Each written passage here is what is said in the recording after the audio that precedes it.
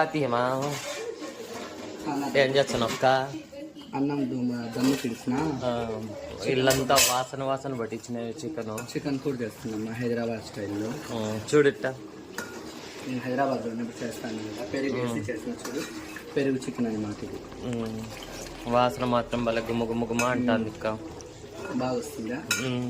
మసాలా అన్నీ వేసి కలుపుకున్నా, ఒక అల్లం పేస్ట్ ఎర్రగడ్డ వచ్చి నూనెలో వేయించుకున్నా, చికెన్ వేసి వీడియో నాకు చెప్పలేదు, లేకుంటే వీడియో పెట్టి యూట్యూబ్లో పెట్టి నేను కదా. ఇప్పుడు బయట నుంచి వచ్చినా కాబట్టి వీడియో పడతాను.